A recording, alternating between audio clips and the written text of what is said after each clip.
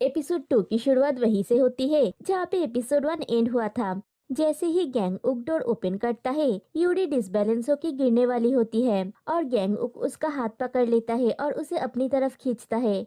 लेकिन जैसे ही यूरी को एहसास होता है कि गैंग उक ने उसे टच किया है, वो उसे दूर हटा देती है।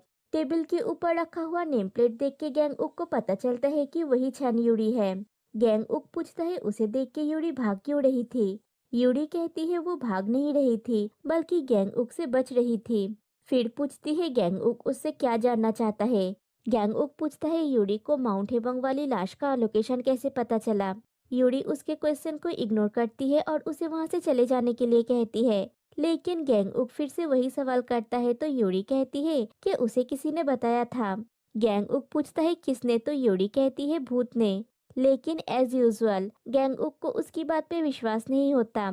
यूरी कहती है अगर उसे उसकी बात पे विश्वास नहीं है तो वो पूछ क्यों रहा है। तभी वहाँ पे चेयर वुमन बेक आ जाती है और गैंगउक वहाँ से चला जाता है। बाहर लॉबी में आके वो सोचता है क्या उसने ज्यादा गुस्सा दिखा दिया।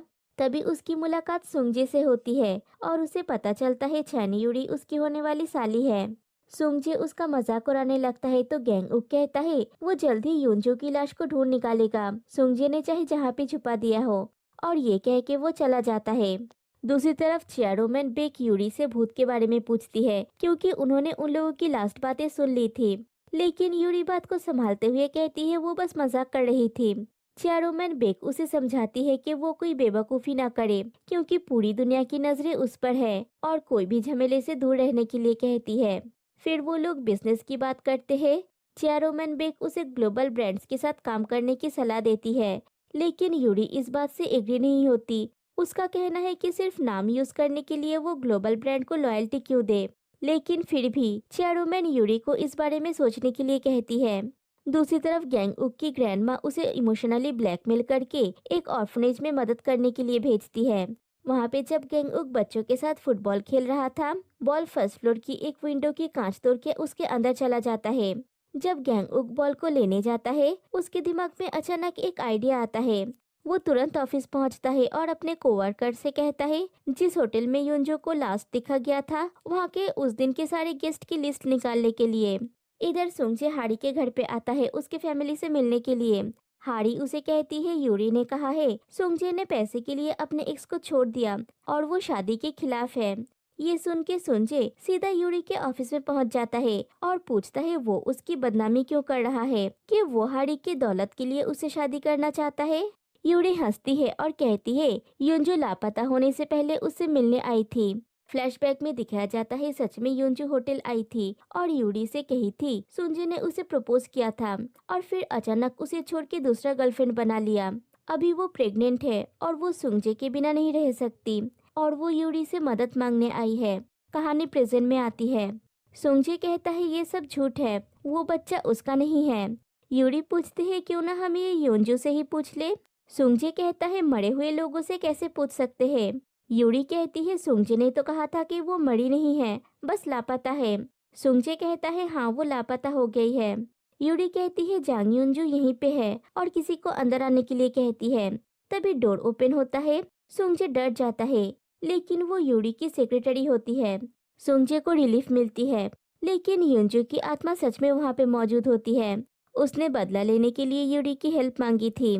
सुंगजी वहां से जाने लगता है तो यूरी कहती है युंजू ने उसके लिए एक मैसेज दिया है। वो चाहती है कि सुंगजी ये चैंपियनशिप जीते। उसने कहा है कि सुंगजी जितना ऊंचा उड़ेगा उतने ही जोर से नीचे गिरेगा। दूसरी तरफ गैंगउक फिर से सीसीटीवी फुटेज चेक करता है तो उसे एक लड़की की फुटेज मिलती है जो युंजू के पास वाले रूम में रुकी थी। पहले उन्हें शक था कि उसके साथ सुंगजे का कोई अफेयर है। वो लोग जाके उस लड़की से पूछताछ करते हैं। उन्हें पता चलता है कि वो एक एयर होस्टेस है। सुंगजे को वो फर्स्ट क्लास के एक पैसेंजर के रूप में जानती थी। उस दिन उसका दूसरे एयरलाइंस में इंटरव्यू था। उसे लेट हो रही थी तो सुंगजे ने उसे अपनी कार में लिफ्ट दिया था। उसने कभी भी उस होटल में नहीं रुकी थी। वो लड़की वो नहीं है। उस दिन उसकी वॉलेट पार्क सुंगजे के कार में रह गया था। कुछ दिन बाद सुंगजे ने कुरियर से उसे भेज दिया था। फिर वो लोग नोटिस करते हैं कि वो लड़की राइट हैंड से साइन कर रही है और फुटेज में जो है वो लेफ्टी है। उन्हें अब धीरे धीरे सब कुछ समझ में आ रहा है। गैंगउक का कोवर्कर वर्कशॉप से सुंगजी की ट्रांजैक्शन की हिस्ट्री निकाल लेता है और गैंग उग जाता है उस होटल में। वो उस रूम में जाता है। उसे समझ में आ जाता है कि एयर होस्टेस की भेस में वो सुंगजे ही था। सीसीटीवी को चकमा देने के लिए वो अपने रूम के बैल्कनी से युंजू के रूम के बैल्कनी में गया था। युंजू का मर्डर करके उसकी लाश को ट्रॉली में डाल के वो फिर से अपने रूम में आ गया और दरवाजे से निकला। और तब ट्रॉली में से कपड़े का एक टुकड़ा निकला हुआ था। लेकिन जब वो लॉबी में पहुंचता है वो कपड़े का टुकड़ा निकला हुआ नहीं था। और दोनों फुटेज की टाइमिंग में भी 25 मिनट्स का गैप था। मतलब उस 25 मिनट के अंदर उसने लाश को कहीं पे छिपा दिया। गैंगउक अंदाजा लगा के छत पे पहुंच जाता है। वो अंदाजा लगाता है कि शायद सुंगजे पानी की टंकी में उस लाश को छिपा दिया है। लेकिन वो देखता है यूरी पहले से वहां पे मौजूद होती है।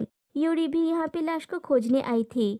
दोनों साथ में नीचे गिरते हैं। गैंगउक पूछता है यूरी यहाँ पे क्या कर रही है। सेम सवाल यूरी गैंगउक से भी पूछता है। गैंगउक कहता है वो तो मामले की छानबीन करने आया था। फिर गैंगउक टैंक का ढक्कन खोलता है और वहां से लाश मिल जाती है। फ्लैशबैक में दिखाया जाता है सुंगजे और युंजू के बीच झगड़ा हो रहा था। युंजू कहती है कि वो प्रेग्नेंट है। सुंगजे उसका धक्का देता है और बेड की कॉर्नर से युंजू का सर टकरा जाता है और वहीं पे उसकी मौत हो जाती है। सुंगजे घबरा जाता है और उसकी लाश को ले जाके पानी की टंकी में डाल देता है।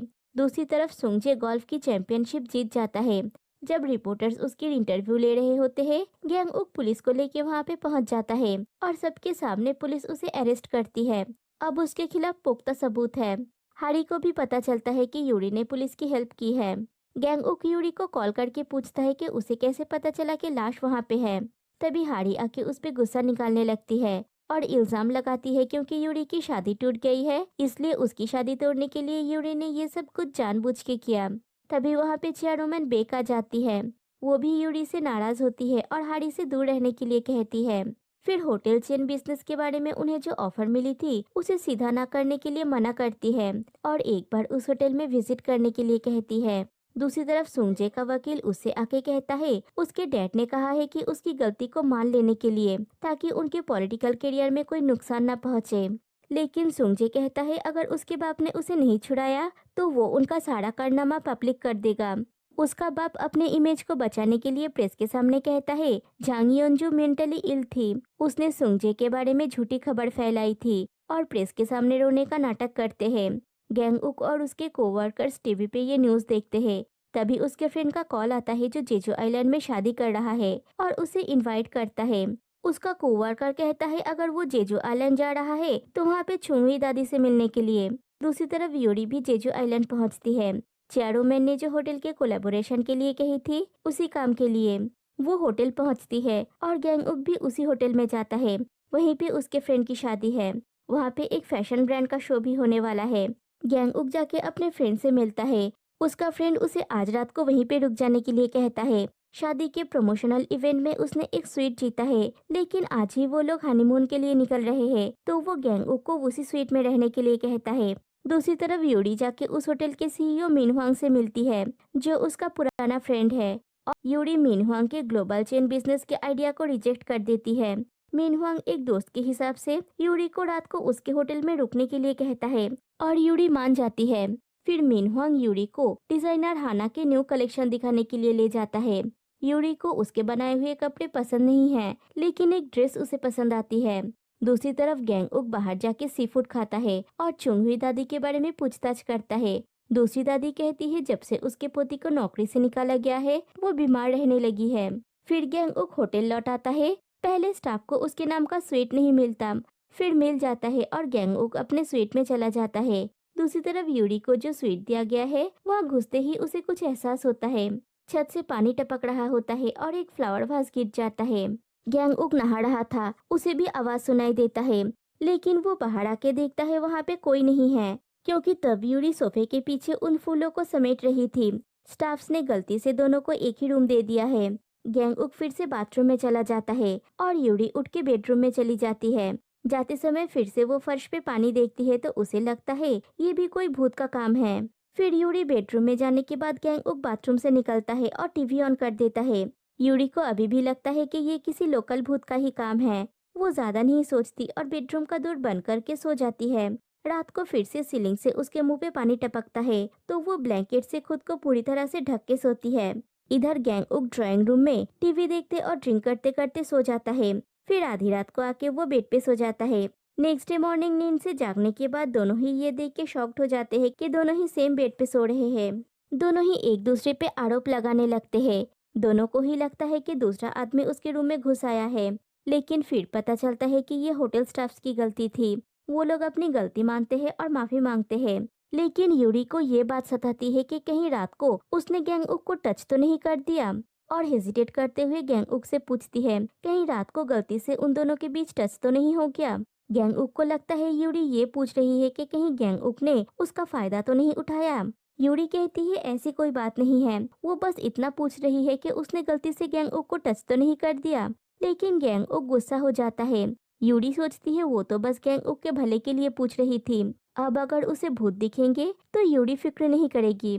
फिर एस्केलेटर में यूरी के पीछे एक ओल्ड लेडी होती है जिसके हाथ से ट्रॉली गिर जाती है।